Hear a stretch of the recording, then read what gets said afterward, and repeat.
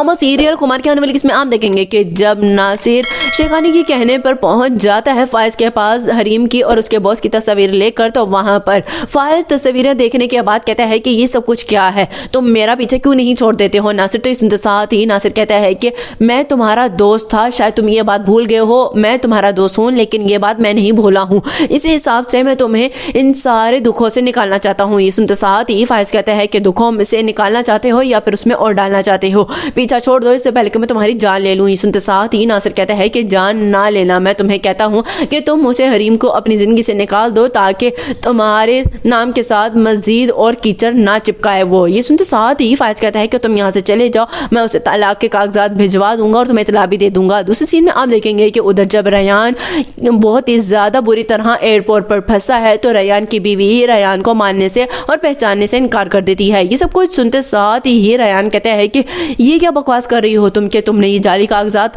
मुझे नहीं बनवा कर दिए हैं। तो सुनते साथ ही रेयान की बीवी कहती है कि मैंने नहीं बनवा के दिए हैं, जो भी कुछ किया है तुमने खुद किया है, तुम्हें पता होगा और मैं तो तुम्हें जानती पहचानती भी नहीं हूँ। ये सुनते साथ ही रेयान कहता है कि इतना बड़ा धोखा तुमने दिया, मैंने तुम्हारे लिए अपने माँ बाप को इतना बड़ा धोखा दिया है, तुम ये बात क्यों नहीं याद कर पा रही हो। ये सुनते साथ ही रेयान की बीवी कहती है कि सब कुछ याद करना तुम्हें चाहिए, कि तुम लोग जिस तरह लोगों को धोखा देते आए हो ना, उस तरह तुम्हें भी मिल चुका है और मिल सकता था। लास्ट सीन में आप देखेंगे कि उधर जब हरीम को मुदस्सिर की माँ कहती है कि बेटा मैं देख रही हूँ कि तुम बहुत ही ज्यादा उदास रहती हो और गुस्सा तो ऐसे निकालती हो जैसे तुम्हारे साथ बहुत ही ज्यादा बुरा हो चुका है। तो इस साथ ही मुदस्सिर की माँ को हरीम कहती है कि हो चुका है, मैं आज यहाँ पर अगर आई हूँ ना तो माँ आपके कहने पर और बुलाने पर ही आई हूँ, नहीं तो मैं जितने दुख उठा चुकी हूँ ना और रवैये देख चुकी हूँ लोगों के, उसके बाद तो मैं अमीरों के घर में कदम भी ना रखूँ। सुनते साथ ही मुदस्सिर की माँ कहती हूँ कि जानती हूँ मैं कि तुम सिर्फ और सिर्फ मेरे बुलाने पर ही आई हो